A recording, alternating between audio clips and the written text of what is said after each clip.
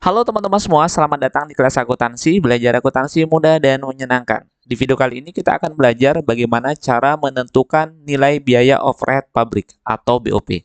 Jadi, biaya overhead pabrik merupakan biaya-biaya yang kita keluarkan dalam proses produksi yang tidak termasuk ke dalam komponen bahan baku dan biaya tenaga kerja langsung. Untuk menentukan nilai biaya overhead pabrik, kita bisa menggunakan atau menentukan dengan cara menghitung tarif BOP. Untuk menentukan tarif BOP, kita bisa menggunakan persamaan. Tarif BOP sama dengan BOP yang diperkirakan dibagi dengan ukuran aktivitas.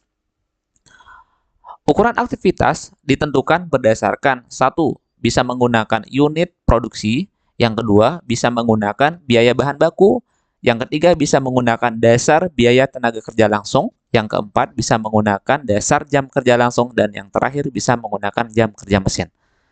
Untuk lebih jelasnya, berikut adalah contoh soalnya.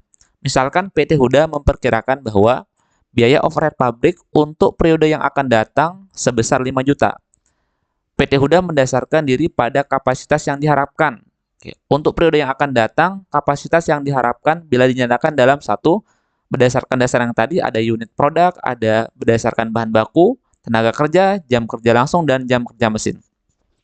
Di contoh soal kali ini saya menggunakan dasar unit produksi atau unit produk. Untuk menghitung BOP, hal pertama yang kita lakukan adalah menentukan tarif BOP.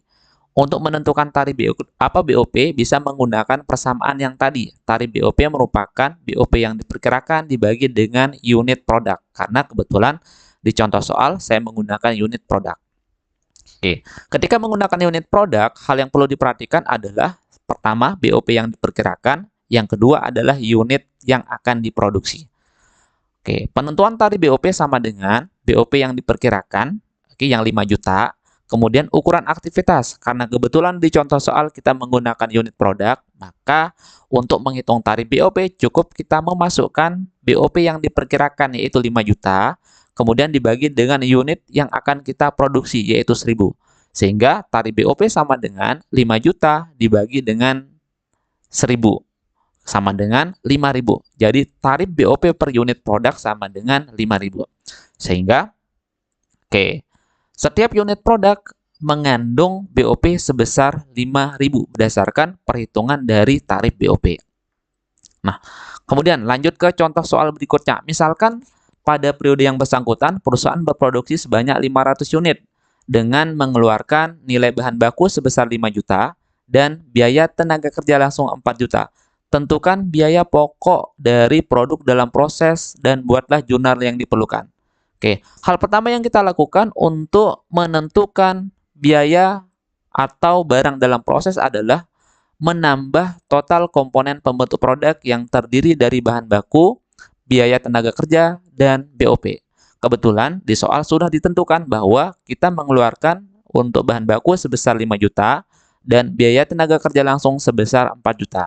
Kemudian berapa BOP-nya? Nah, untuk menentukan nilai BOP, kita cukup mengalihkan tarif BOP yang sudah kita hitung di awal, yaitu 5.000 dikali dengan total unit yang akan kita produksi di periode yang bersangkutan. Kebetulan di soal, jumlah yang kita produksi ada 500. Sehingga BOP sama dengan tarif BOP dikali dengan 500, di mana tarif BOP kita adalah yang 5.000. Jadi nilai BOP kita adalah 5.000 dikali dengan unit, yaitu 500. Sehingga nilai BOP kita di sini adalah 2.500.000. Kemudian untuk menentukan barang dalam proses, kita cukup menambahkan total yang kita keluarkan untuk bahan baku, TKL, dan untuk BOP-nya.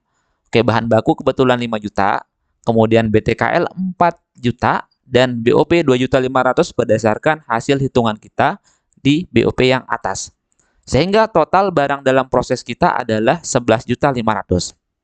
Nah, setelah itu, setelah kita menghitung total barang dalam proses, sekarang kita perlu untuk membuat jurnal. Nah, dalam proses pembuatan jurnal terjadi perpindahan yang awalnya dari bahan baku, BTKL, BOP dicampur menjadi satu adonan atau menjadi barang dalam proses atau barang setengah jadi. Sehingga kondisi kita ketika proses produksi terjadi perpindahan, yaitu terjadi perpindahan dari bahan baku, BOP, dan biaya tenaga kerja ke barang dalam proses.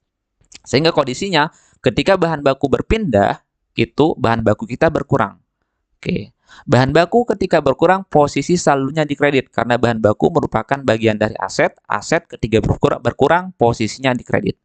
Kemudian yang kedua, ada biaya tenaga kerja. Jadi biaya tenaga kerja posisinya pindah ke barang dalam proses, sehingga posisi biaya tenaga kerja kita itu berkurang. Nah, biaya tenaga kerja merupakan akun yang sebelah kiri sama dengan. Ketika berkurang, posisinya dikredit. Kemudian BOP. BOP kemudian berpindah.